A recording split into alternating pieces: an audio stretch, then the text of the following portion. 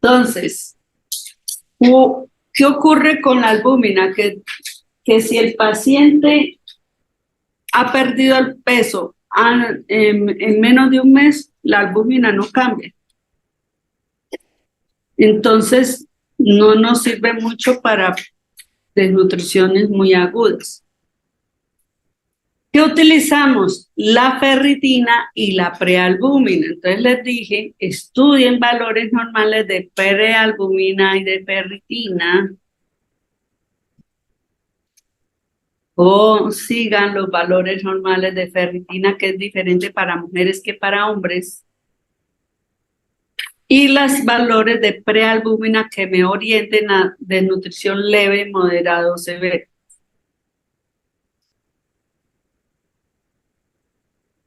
Para las albúminas, entre 3,5 y 5 gramos por decilitro, eso es valor normal. ¿Aló? Hola, profe, ya.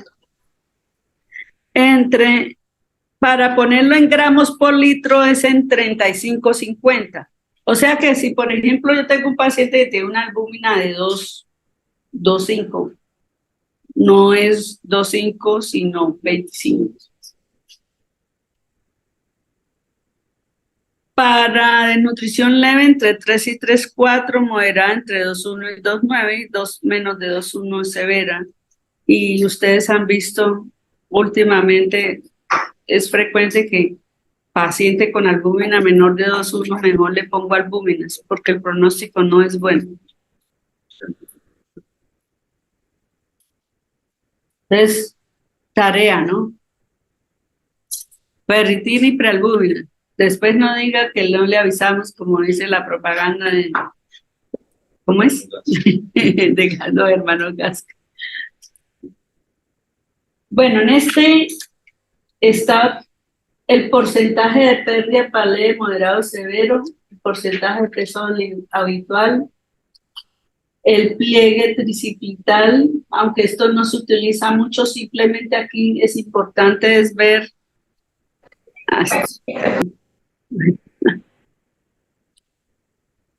Lo importante aquí es mirar, mire que el pliegue tricipital en hombres es muy bajito y en mujeres es bien alto, ¿no? Lo normal.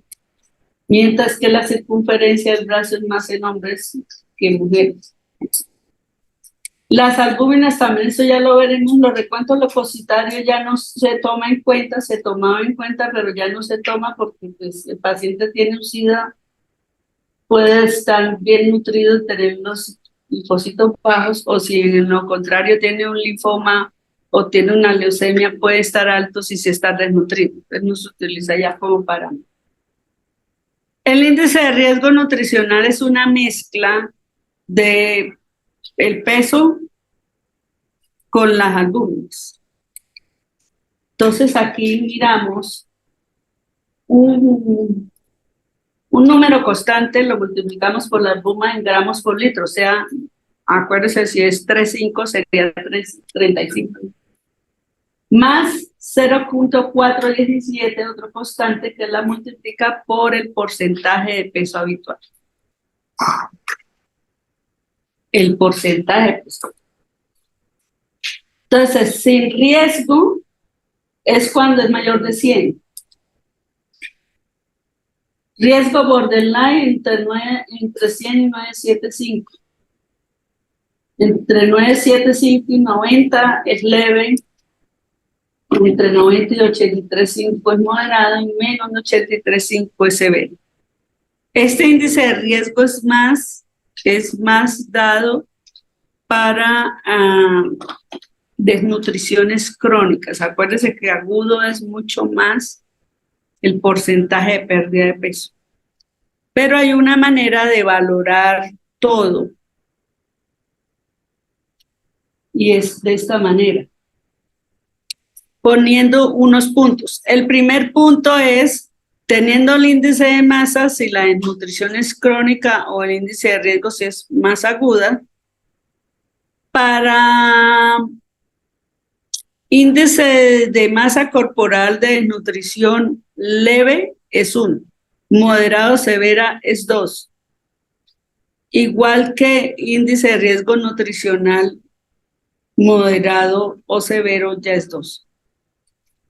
Si el porcentaje de pérdida de peso, 0 si es menos del 5, 1 si es del 5, de 5 pero menos de 10, y más de 10 ya es 2.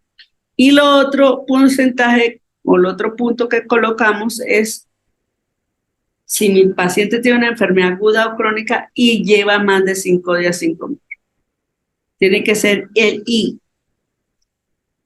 Entonces, si hay 0, tiene un buen índice de masa, tiene un buen índice de riesgo, ha perdido menos del 5% de su peso y está enfermo, pero no está enfermo que lo evite comer, pues está aquí. Pero si mi paciente tiene ya, a pesar de aquí esté bien, pero lleva ya más de 5 días sin comer o está entre 0 y 5, que de 1, y si lleva más de 5 ya es 2. O sea, si tengo un buen índice de masa, no haya perdido peso, pero ya lleva más de 5 días sin comer, alto riesgo. Hay que buscar por un nutrición.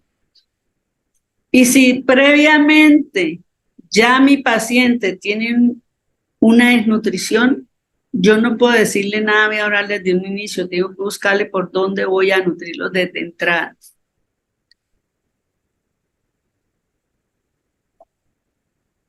Lo otro es los líquidos, que lo vimos con los estudiantes del hospital Simular, ¿cierto?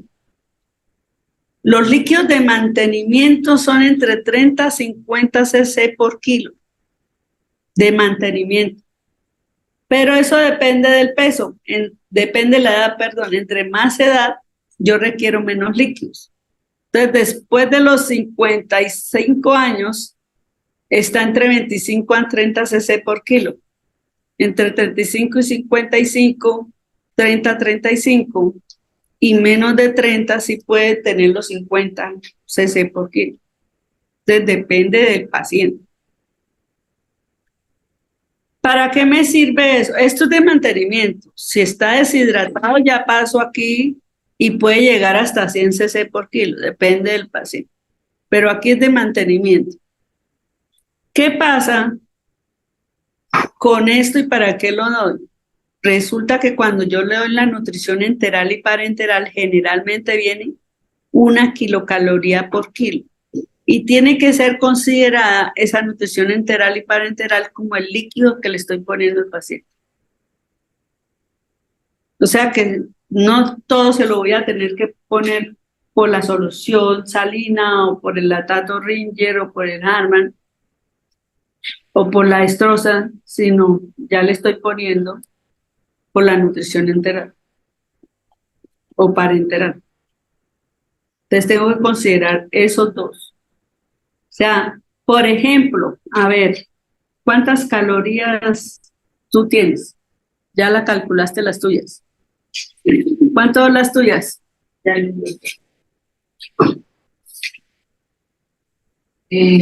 1925. Eso parece como del año 1900. 1925 calorías quiere decir que si te pusieran nutrición enteral o parenteral, te están poniendo 1925 cc. Entonces, ¿cuánto requerirías? Pongamos que tú requerirías 50 por kilo. ¿Cuánto es de líquidos?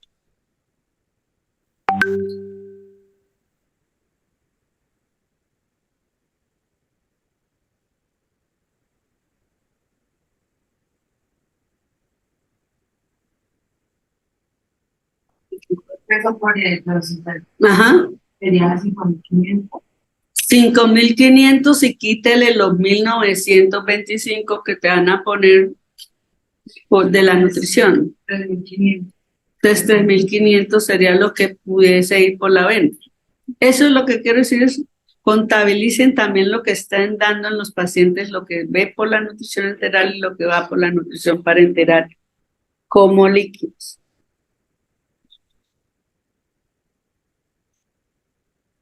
Bueno, este es un paciente.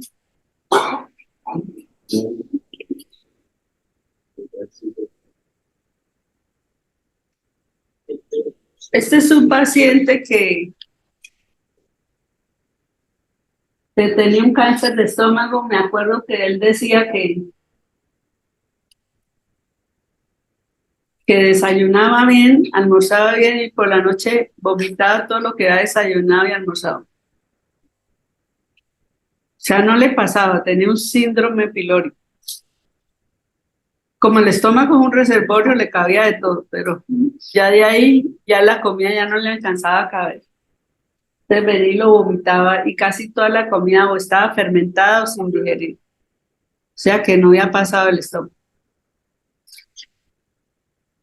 Este paciente pues se le descubrió el cáncer y se va a nutrir antes de ser llevado a cirugía.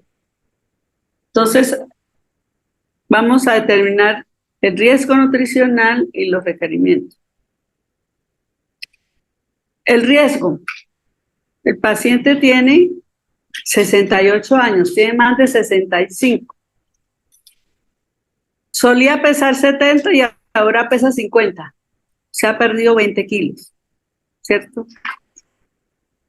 Entonces, es el 28.5% para desnutrición severa por porcentaje de pérdida.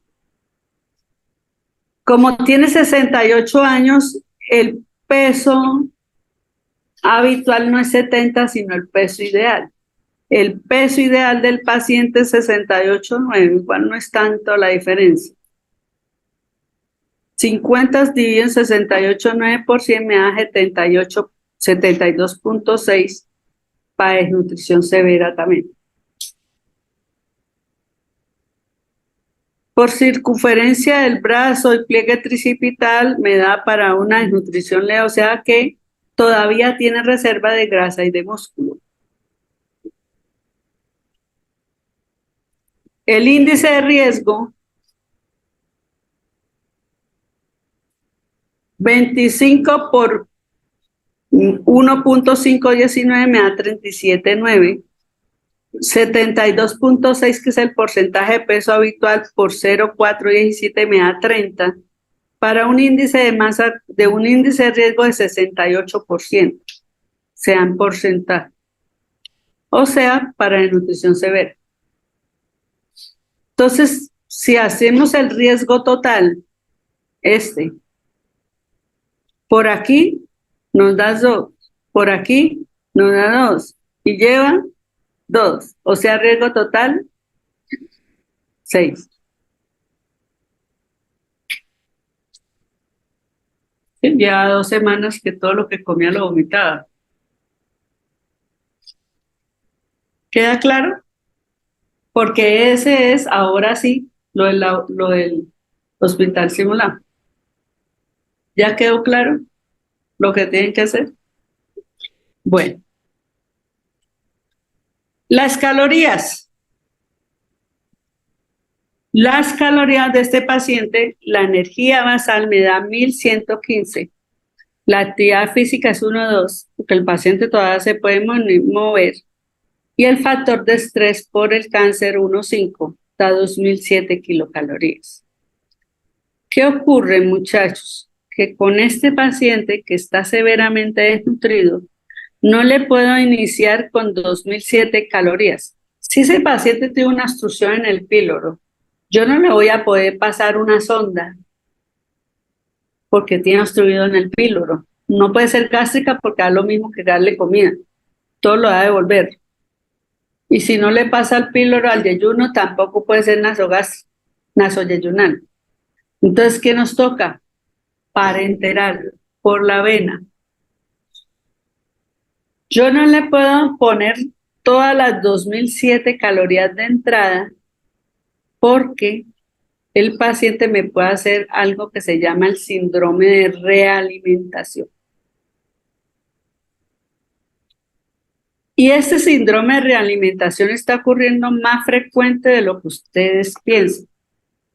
Ustedes ven muchos pacientes que llegan a urgencias o que llegan y vienen casi que inconscientes, los tiene y uno le toma la glucometría y está en 30, y dice, uff, está en un coma hipoglicémico y lo primero es póngale destrozachor. Pero no nos pensamos por qué tiene esa destroza tan bajita. Le ponemos destroza chorro, si ese paciente venía en desnutrición, poniéndole esa destroza chorro, le hacemos el síndrome de realimentación.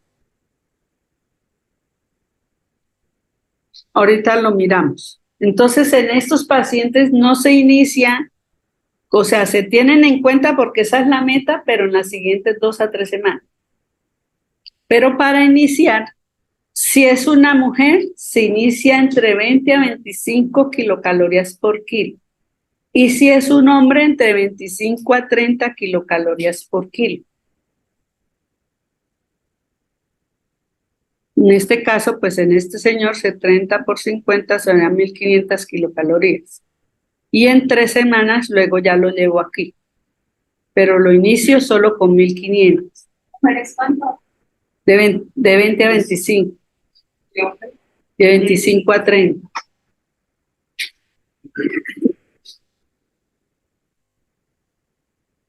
Bueno, esto ya... ¿Qué hacemos con este paciente? Está desnutrido, le subimos las proteínas, ¿no? No podemos ponerle mucho carbohidrato porque tiene poco. Entonces le subimos aquí las proteínas, que además necesita regenerar tejidos. Y ese es como la manera de las calorías. Luego lo divido y me dan los gramos de proteínas.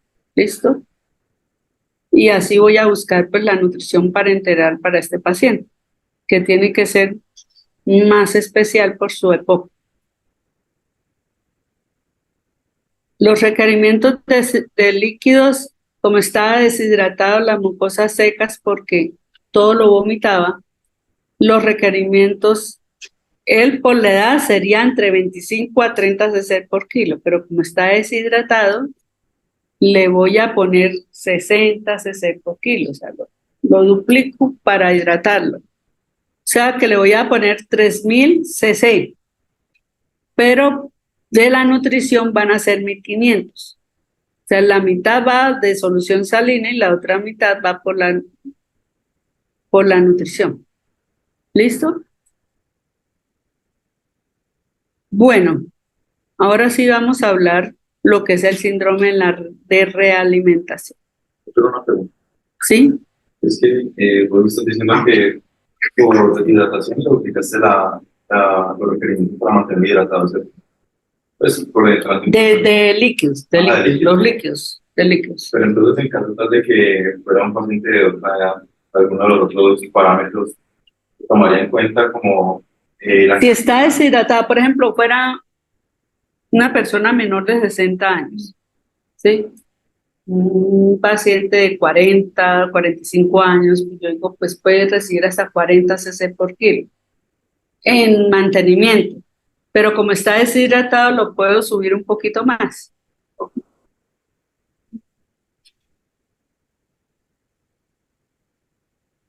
Bueno, el síndrome de realimentación es unas alteraciones metabólicas que ocurren cuando yo le doy a mi paciente una nutrición a manos llenas. Ese síndrome se descubrió en la Segunda Guerra Mundial, cuando a los judíos, cuando los rescataron, les empezaron a dar comida a manos llenas y se empezaban a morir. Entonces dijeron, ¿cómo así? Si le estamos tan sin comer y ahora se nos está muriendo. Entonces ya en ese momento empezaron a estudiar qué pasaba y empezamos a descubrir que hay primero quienes están en riesgo de desarrollar el síndrome de realimentación. ¿Quiénes están en riesgo? Aquellos que han perdido involuntariamente peso, los que disminuyen el aporte nutricional, estos aquí con problema de hambre o los que hacen anorexias, ¿no? Que no quieren comer, que no quieren comer.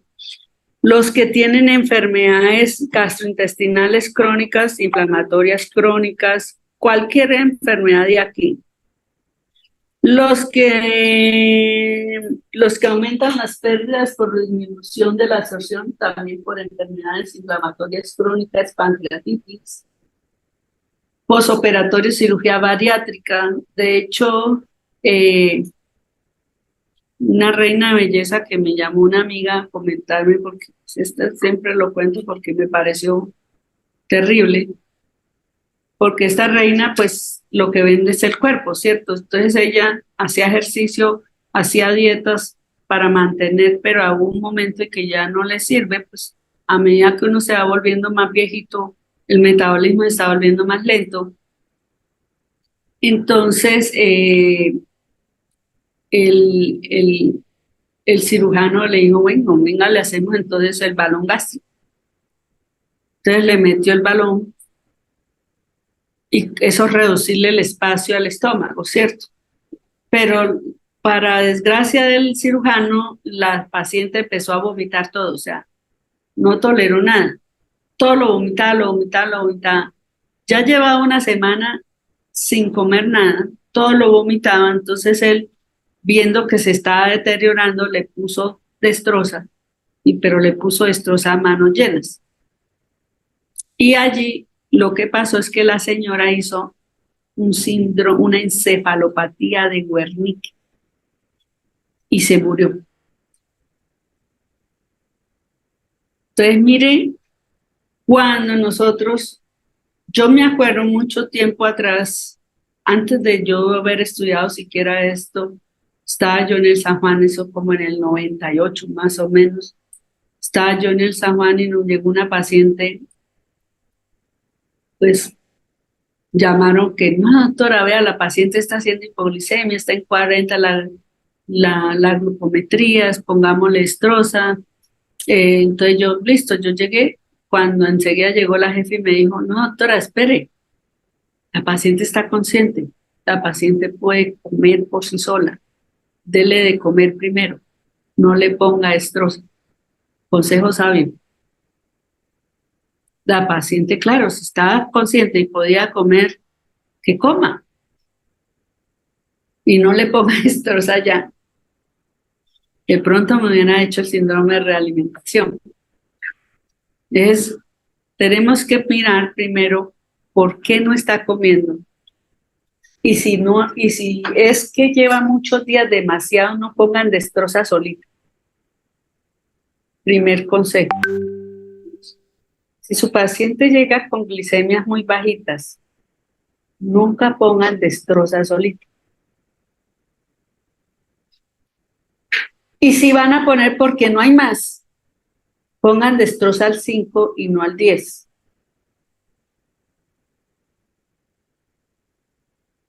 Y no le pongan un bole de 500, sino de 100.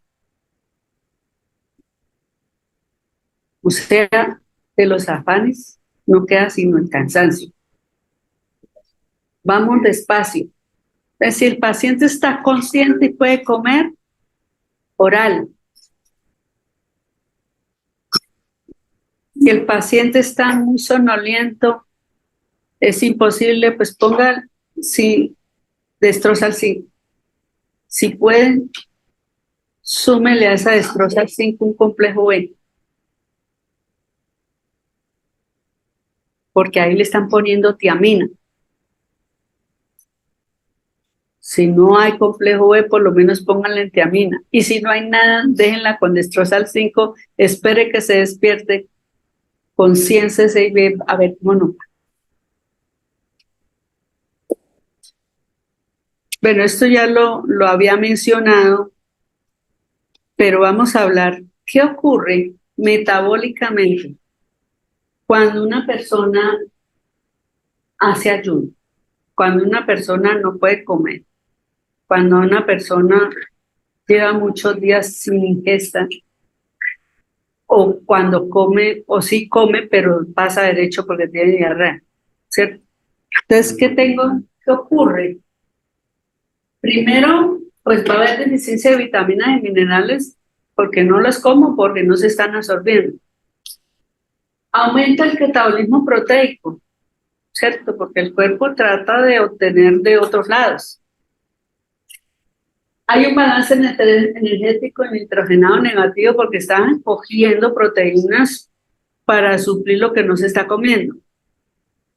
O sea que hay una gluconeogénesis, o sea que hay un cambio total hormonal a lipólisis y breakdown de proteínas para poder obtener las proteínas y la energía a partir de otra cosa.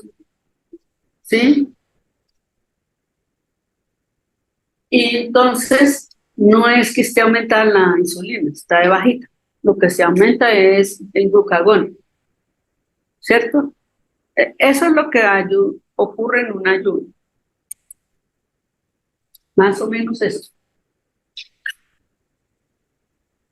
¿Qué ocurre? Que el cuerpo trata de mantener los órganos vitales. ¿Cómo los mantiene? Llevándole a los órganos vitales todo lo que requiere para producir ATP. ¿Qué requiere lo que más requiere para producir ATP? Las vitaminas, esas, la principal es la tiamina, requiere potasio, requiere magnesio, requiere fósforo. Claro, ATP sin fósforo, ATP. Entonces, requiere todo eso, entonces lo mantiene en esos órganos vitales. Y en la sangre está disminuido. ¿Qué ocurre cuando yo le doy súbitamente destroza y se la doy a manos llenas? O le doy comida a manos llenas. Se aumenta la glucosa y se aumenta la insulina. O sea que si en la sangre no hay fósforo, magnesio ni potasio, o lo poco que hay, se va a meter a todos los órganos, porque llegó glucosa. Y al meterse a todos los órganos, no va a llegar a los órganos vitales. ¿Qué no llega? Potasio, magnesio, fósforo, ni tiamina. O sea, todo se va para todos los órganos. Llegó la comida, se disparó la insulina mete a todos los órganos. Y los órganos no requieren solo la glucosa, requieren el resto. Entonces cogen todo. Se baja súbitamente en los órganos vitales. Y allí viene el síndrome de realimentación. Porque va a haber una hipofosfatemia, hipomagnesemia, hipocalemia y deficiencia de tiamina, que no llega a los órganos que lo requieren. Y entonces, esto es más o menos lo que ocurre. Un ayuno prolongado, y cuando lo alimento, todo esto ocurre. Y fuera de eso se retiene sodio y agua. Esto ya lo llenamos. Escucha, nos acabó. Bueno, pero alcanzamos. Empieza a haber delirio, convulsiones, ataxias, encefalopatía de Wernicke, que fue lo que le pasó a la muchacha. Arritmias, hipotensión, falla cardíaca, porque imagínense sin magnesio, sin fósforo, el corazón, y sin potasio. Falla renal, paralítico, anemia, hipoglicemias, edema periférico, porque hay retención de sodio y agua, fascicolisiones, rhabdomiolisis, mejor dicho, un desastre.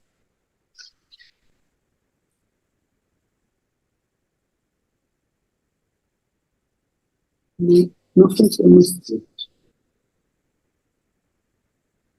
Esto es, tómenle la fotito, porque pregunta, examen, ya van 2. La primera. Ay, pero es que no ha sido tan directa, ¿no? Hay un viejo aparece aquí y dice, hace el milagrito.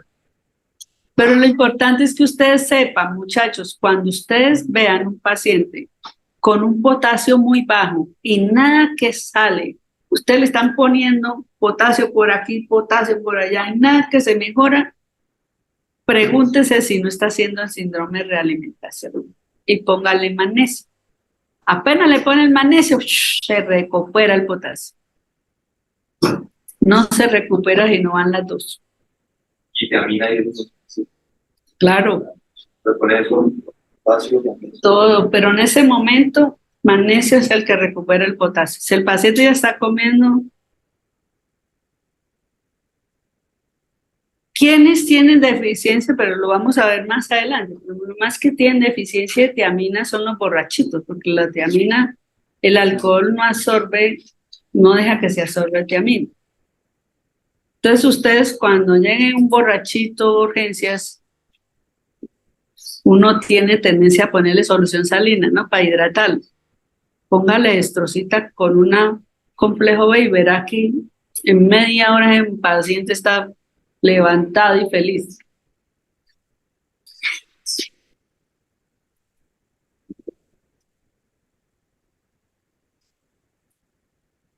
Bueno, este es el resumen. Más o menos va a haber hipofosfatemia, hipopotasemia, hipomagnesemia, deficiencia de tiamina, retención de sodio y agua. Y va a haber esto. Lo primero que el paciente empieza a sentir es debilidad generalizada, una sensación de debilidad extrema, porque la deficiencia de potasio es lo que más da la debilidad. Potasio, fósforo, magnesio, se siente muy débil. Después empieza a tener diarreas o ilios paralíticos. Lo más frecuente que he visto en práctica es la diarrea. Entonces las personas no relacionan la pérdida de potasio por el síndrome, sino por la diarrea. O sea, como llegamos a última hora y no nos preguntamos antes. Les hace la diarrea y dicen, no, el potasio es la diarrea, le calmo la diarrea, potasio, pero no le ponemos magnesio en otros. Entonces, generalmente da astenia, dinamia y diarreas, y ya después todo el resto.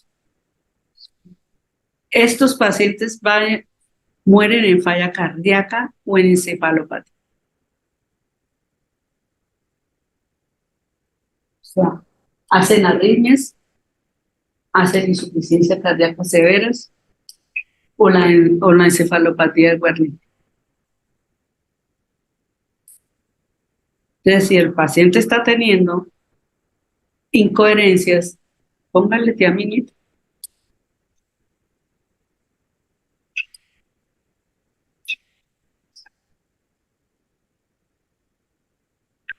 Figuran en la literatura 4 días, pero yo lo he visto hasta 2 días. Apenas en 2 días ya se ve el cambio. ¿Preguntas? Bueno, queda para estudiar, ¿no?